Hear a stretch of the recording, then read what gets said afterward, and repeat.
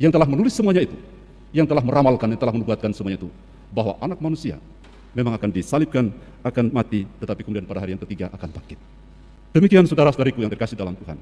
Yesus berusaha untuk meyakinkan para muridnya dengan peristiwa penampakannya, dengan penjelasan-penjelasan mengenai kitab suci tentang dirinya, tentang hidupnya, tentang peristiwa kebangkitannya. Dan tidak cukup hanya itu. Yesus juga dikatakan lalu untuk semakin meyakinkan para muridnya bahwa dia sungguh-sungguh telah bangkit. Dia makan bersama dengan mereka. Dia minta makanan. Dan kemudian membagi-bagikan makanan kepada para muridnya. Dan bacaan Injil yang kita dengarkan pada hari ini juga sebenarnya adalah rangkaian usaha Yesus untuk meyakinkan para muridnya bahwa dia sungguh-sungguh telah bangkit.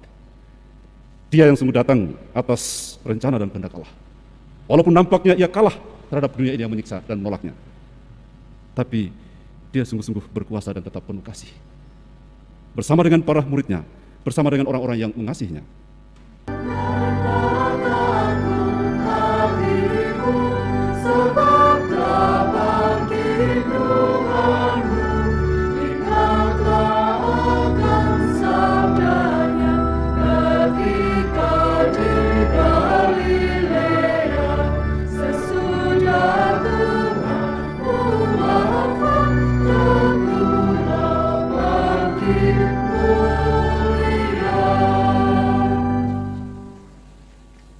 Dalam nama Bapa dan Putra dan Roh Kudus.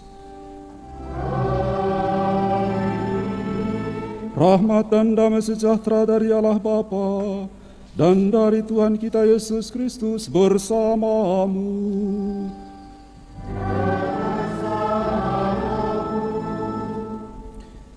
Bapak, Ibu, saudara-saudariku yang terkasih di dalam Tuhan.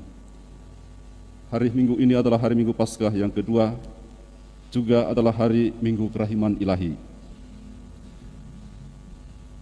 Dalam perayaan ini kita masih tentu mengenangkan peristiwa kebangkitan Tuhan kita Yesus Kristus.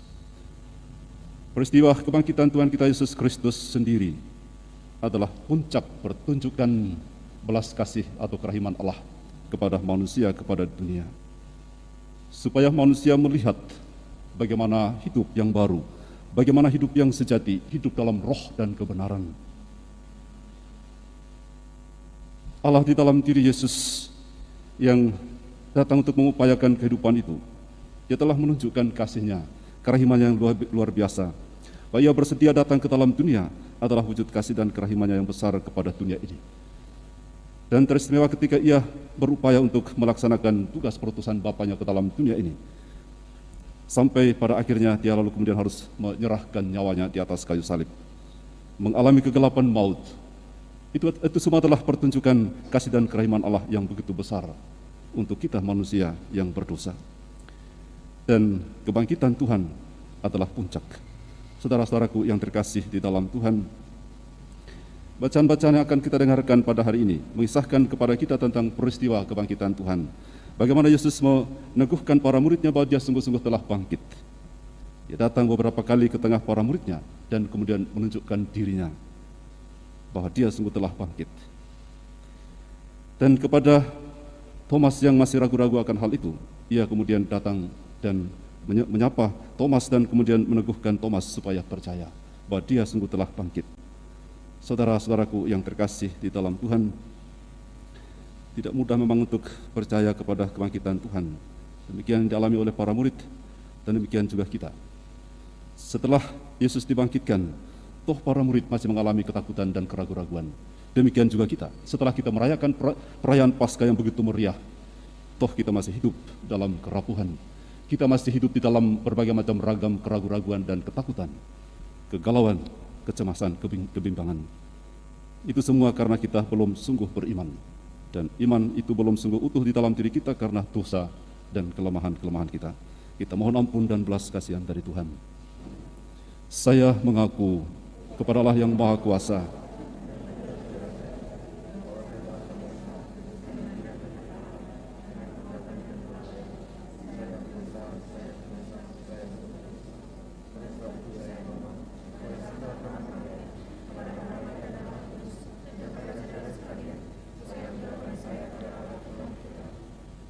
Semoga Allah yang Maha Kuasa mengasihani kita, mengampuni dosa kita, dan menghantar kita ke hidup yang kekal. Marilah kita berdoa.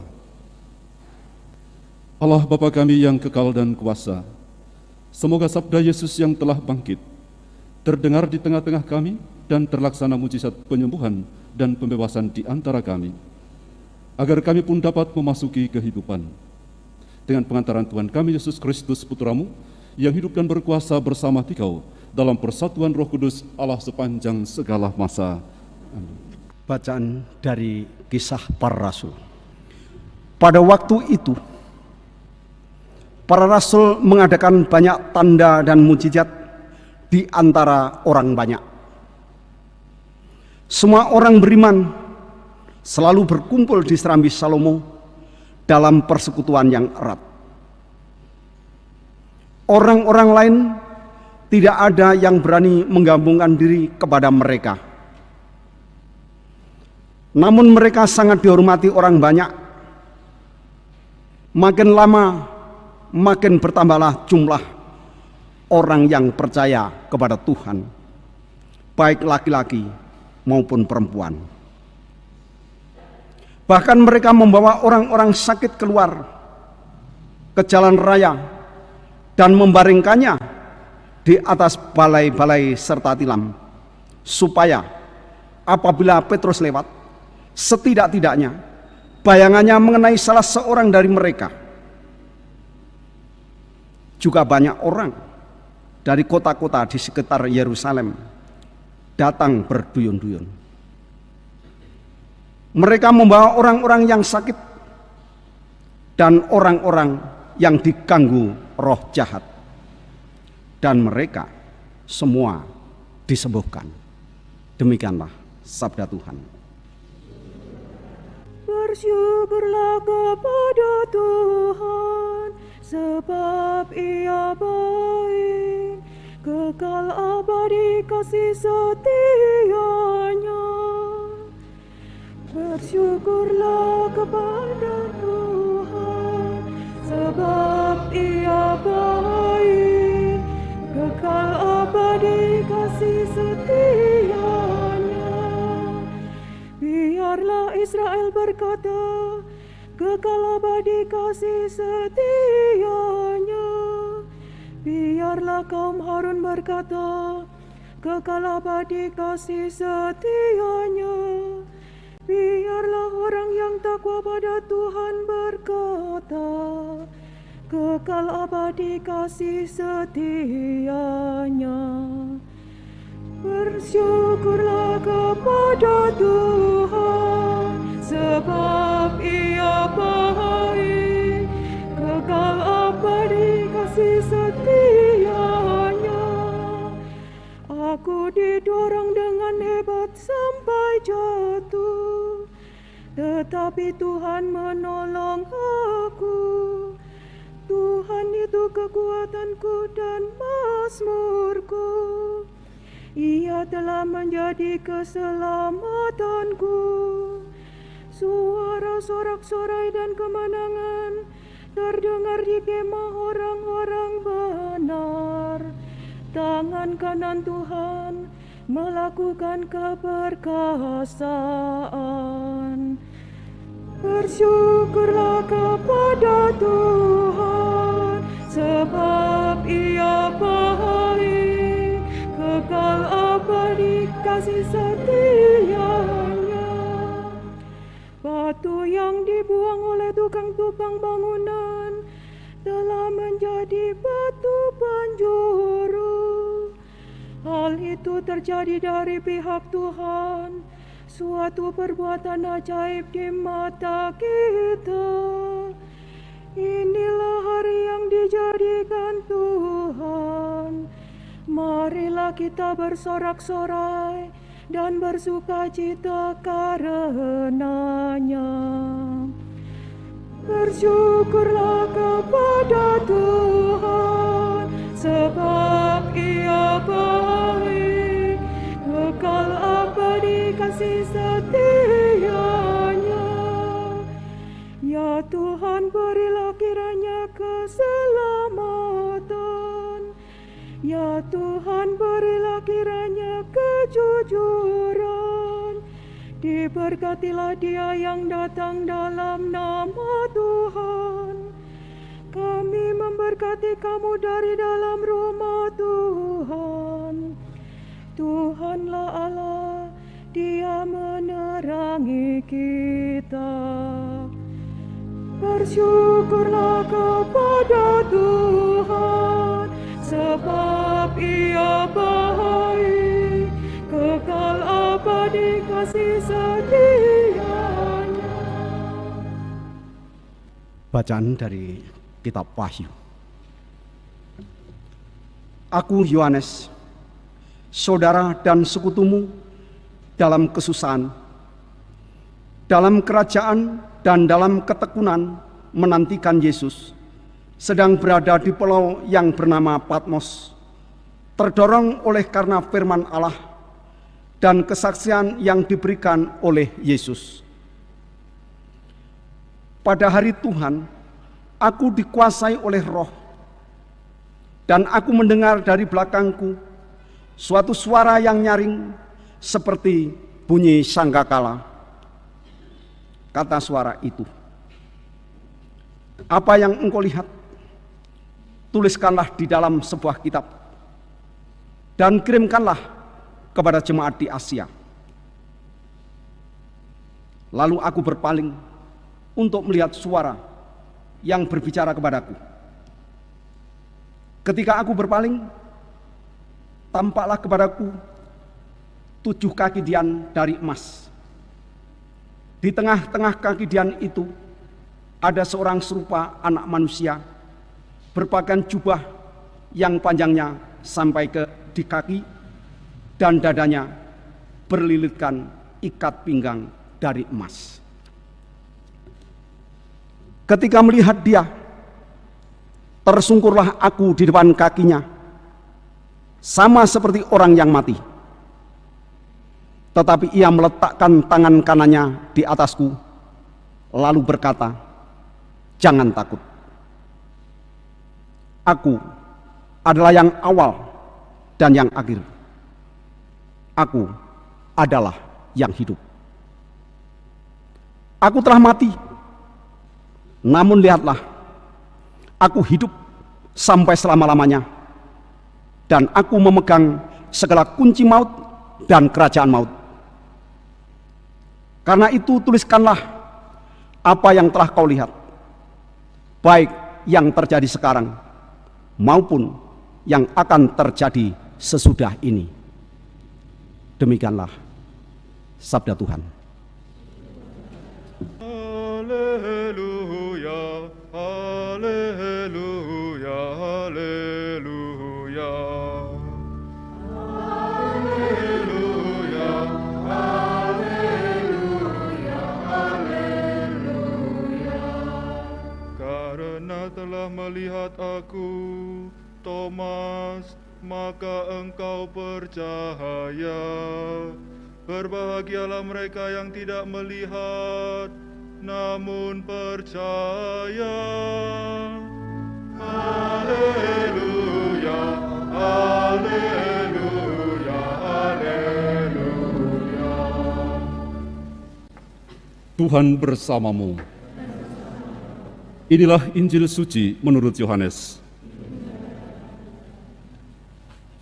Pada waktu malam di hari pertama pekan itu, berkumpullah murid-murid Yesus di suatu tempat dengan pintu-pintu yang terkunci, karena mereka takut kepada para pemuka Yahudi. Pada waktu itu datanglah Yesus berdiri di tengah-tengah mereka dan berkata, "Damai bagi kamu." Sesudah berkata demikian, Yesus menunjukkan tangan dan lambungnya kepada mereka. Murid-murid itu bersukacita ketika mereka melihat Tuhan. Lalu kata Yesus sekali lagi, "Damai bagi kamu. Sama seperti Bapa mengutus aku, demikian juga sekarang aku mengutus kamu." Sesudah berkata demikian, Yesus menghembusi mereka dan berkata, "Terimalah Roh Kudus. Jika kamu mengampuni dosa orang, dosanya diampuni. Dan jika kamu menyatakan dosa orang tetap ada, dosanya tetap ada." Ketika Yesus datang ke situ, Thomas seorang dari ke-12 murid yang juga disebut Didimus tidak ada bersama-sama mereka. Kata murid-murid yang lain kepadanya, "Kami telah melihat Tuhan." Tetapi Thomas berkata kepada mereka, "Sebelum aku melihat bekas paku pada tangannya dan sebelum aku menaruh jariku ke dalam bekas paku itu dan menaruh tanganku ke dalam lambungnya, sekali-kali aku tidak akan percaya." 8 hari kemudian, murid-murid Yesus berada kembali dalam rumah itu, dan Thomas bersama-sama dengan mereka. Sementara pintu-pintu terkunci, Yesus datang. Ia berdiri di tengah-tengah mereka dan berkata, "Damai bagi kamu." Kemudian Yesus berkata kepada Thomas, "Taruhlah jarimu di sini dan lihatlah tanganku. Ulurkanlah tanganmu dan taruhlah ke lambungku. Dan jangan engkau tidak percaya lagi, melainkan percayalah." Thomas menjawab dia, "Ya Tuhanku dan Allahku." Kata Yesus kepadanya, "Karena engkau telah melihat aku, maka engkau percaya. Berbahagialah mereka yang tidak melihat namun percaya." Memang masih banyak tanda mujizat lain yang diperbuat Yesus di depan mata murid-muridnya yang tidak tercatat dalam kitab ini. Tetapi hal-hal ini telah dicatat supaya kamu percaya bahwa Yesuslah Mesias Putra Allah, dan supaya karena percaya kamu memperoleh hidup dalam namanya. Demikianlah sabda Tuhan.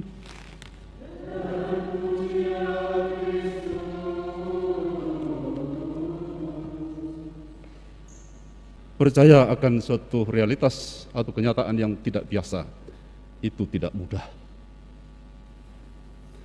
Demikian percaya akan kebangkitan Kristus tidak mudah bagi para murid. Ada keraguan-raguan untuk percaya. Mereka tidak mampu mengerti dan kemudian membawa mereka kepada kepercayaan yang sesungguhnya, bahwa Yesus yang telah mati dan dimakamkan itu telah bangkit. Saudara-saudariku yang terkasih di dalam Tuhan, Yesus tahu akan hal itu, bahwa tidak mudah bagi para muridnya untuk percaya akan kebangkitannya. Maka dia lalu kemudian berkali-kali datang menampakkan dirinya. Dan dengan peristiwa penampakan itu diharapkan para murid menjadi percaya bahwa dia sungguh-sungguh telah bangkit.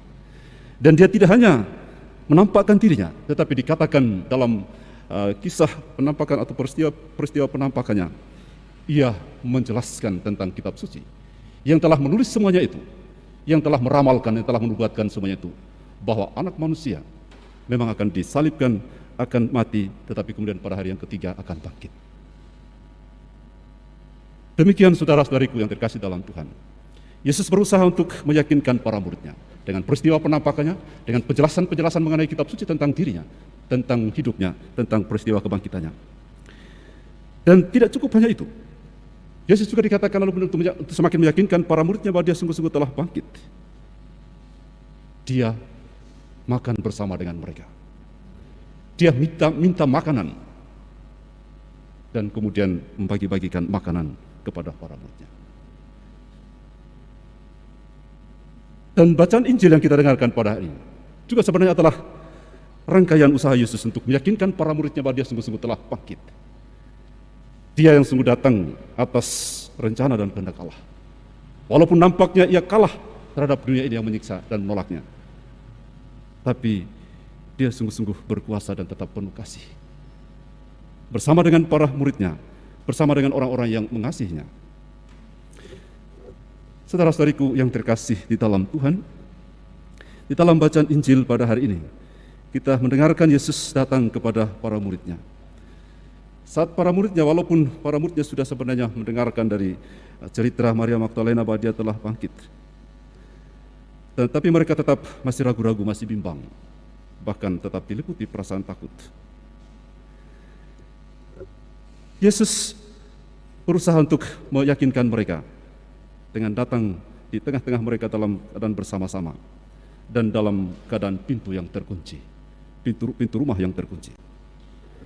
Dan ketika ia datang ke tengah para muridnya, dikatakan ia berkata kepada para muridnya yang masih ragu-ragu untuk percaya akan kebangkitannya, dan bahkan masih diliputi oleh ketakutan ketakutan terhadap para pemuka Yahudi, baik agama maupun bangsa atau pemerintahan Yahudi. Ia berkata kepada mereka, damai sejahtera bagi kamu, untuk menepis, untuk mengusir perasaan takut yang masih mencekam mereka. Sekaligus untuk meyakinkan mereka bahwa dia sungguh telah bangkit. Saudara-saudaraku yang terkasih di dalam Tuhan, walaupun dikatakan bahwa mendengar itu para murid kemudian menjadi begitu bersuka cita karena melihat Tuhan, dikatakan demikian. Namun nampaknya saudara-saudaraku yang terkasih dalam Tuhan, para murid belum sungguh percaya sepenuhnya, belum sungguh beriman akan kebangkitan Kristus itu. Teristimewa di dalam diri Thomas. Thomas masih ragu-ragu, ia masih ingin melihat langsung Yesus yang sudah dibangkitkan itu. Dia masih ingin melihat langsung lubang bekas paku pada tangan dan kemudian lubang bekas tombak pada lambungnya. Dan bahkan tidak hanya itu, ia masih ingin kemudian membuktikannya dan kemudian memasukkan jarinya sendiri ke dalam lubang bekas paku dan ke dalam lubang bekas tombak pada lambungnya itu. Saudara-saudaraku yang terkasih di dalam Tuhan, pada saat para muridnya masih ragu-ragu, Yesus kemudian dikatakan 8 hari kemudian datang lagi kepada para muridnya yang sedang berada di dalam rumah, dan kini lalu kemudian telah bersama-sama dengan Thomas yang ragu-ragu, yang belum percaya, cukup hanya dengan mendengarkan cerita dari para murid lain bahwa mereka telah melihat Yesus yang telah bangkit dan menampakkan diri. Ia datang dan kemudian kepada semua mereka, dan sebagai bukti bahwa mereka belum sungguh-sungguh percaya dan masih diliputi oleh ketakutan, pintu-pintu dikatakan rumah mereka juga terkunci. Yesus datang ke tengah-tengah mereka dan kemudian berkata, damai sejahtera bagi kamu. Yesus nampaknya masih melihat masih ada keraguan-raguan, masih ada ketakutan, masih ada kegalauan di dalam diri mereka. Karena itu ia ingin sekali lagi mengusir perasaan galau, perasaan takut, perasaan ragu-ragu, perasaan bimbang di dalam diri mereka dengan mengatakan damai atau memberikan damai sejahtera bagi mereka. Saudara-saudaraku yang terkasih di dalam Tuhan, barulah setelah itu lalu kemudian katakan Thomas yang tadinya ragu-ragu kemudian menjadi percaya. Menjadi percaya, ya Tuhanku dan Allahku. Aku percaya bahwa Engkaulah Tuhanku dan Allahku. Tapi kata Yesus kepadanya, karena telah melihat aku, maka engkau percaya. Berbahagialah mereka yang tidak melihat namun percaya. Saudara-saudaraku yang terkasih di dalam Tuhan, demikian tidak mudahnya untuk sampai kepada kepercayaan. Untuk percaya kepada sesuatu, seringkali kita memang membutuhkan bukti. Kita membutuhkan bukti yang sungguh-sungguh kalau bisa, yang bisa dibuktikan. Demikian yang ada pada para murid. Dan saudara-saudariku yang terkasih di dalam Tuhan, Yesus mengatakan, berbahagialah mereka yang tidak melihat namun percaya. Tidak membutuhkan bukti langsung, tetapi percaya. Tidak mudah juga saudara-saudaraku yang terkasih dalam Tuhan. Tetapi ini bisa terjadi kalau orang percaya kepada setiap sabda Allah, firman Tuhan, yang berbicara tentang dirinya sendiri, yang berbicara tentang putranya dan bagaimana putranya menjalankan tugas perutusannya ke dalam dunia ini. Bagaimana akhir hidupnya dan bagaimana kemudian putranya kemudian memperoleh hidup yang baru di dalam roh dan kebenaran. Inilah yang kemudian menjadi tugas kita.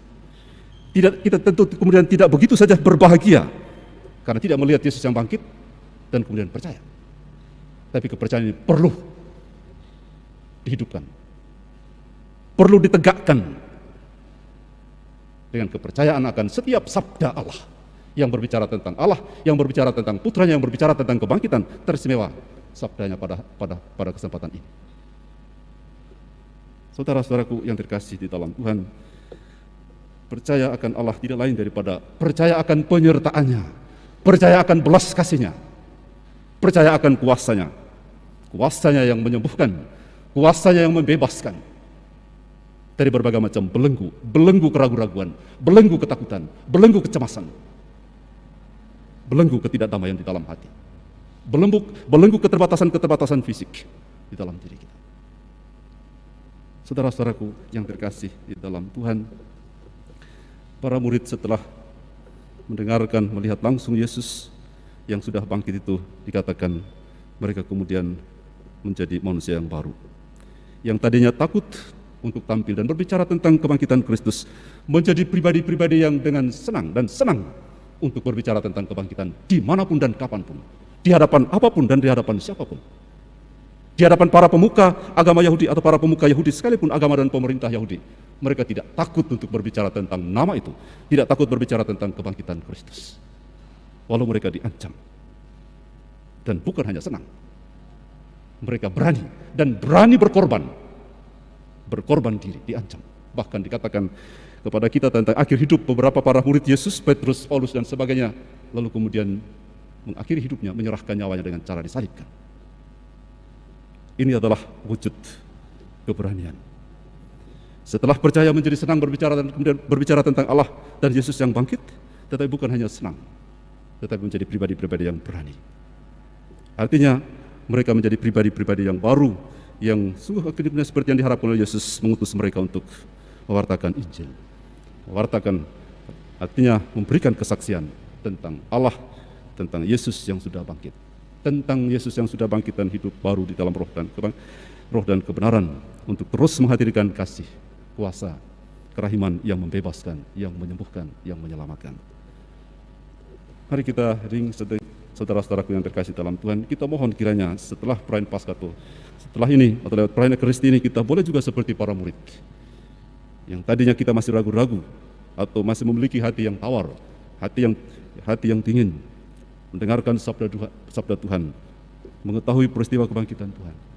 Boleh memiliki hati yang hangat, hati yang berkobar, hati yang berani untuk sungguh semakin beriman kepada Allah, beriman di dalam nama Yesus, dan semoga oleh iman kepercayaan kepada Allah dalam nama Yesus itu, kita boleh menimba buah, daya kehidupan yang kita butuhkan, daya yang kita butuhkan untuk keluar dari berbagai macam belenggu ketakutan, kecemasan, keraguan-raguan, kebingungan, tapi juga belenggu akibat berbagai macam beragam keterbatasan fisik atau sakit penyakit yang kita alami. Kita percaya bahwa Allah kita adalah seperti dikatakan dalam bacaan yang kedua, adalah Alfa dan Omega, awal dan akhir. Dia adalah Allah yang hidup bagi kita kini atau sekarang dan selama-lamanya hingga keabadian. Marilah mewartakan misteri iman kita.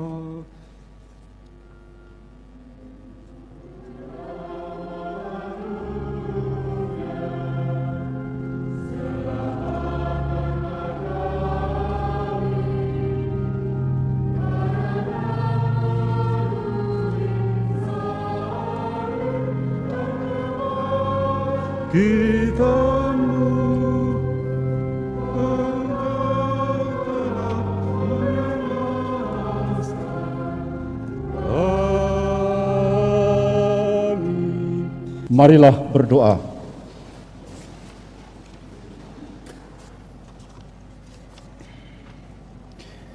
Allah Bapa kami yang Maha Penyayang, Engkau telah berkenan datang kepada kami dalam diri Yesus Putramu yang telah bangkit jaya. Dalam rupa roti dan anggur, kami imani Dia. Kami mohon ajarilah kami memberi kesaksian atas iman ini kepada siapa saja yang bertemu dengan kami sepanjang hidup kami. Sebab Dialah Tuhan pengantara kami. Marilah bangkit berdiri, kita menutup rangkaian perayaan Ekaristi kita ini dengan mohon berkat Tuhan dari Allah yang Maha Rahim.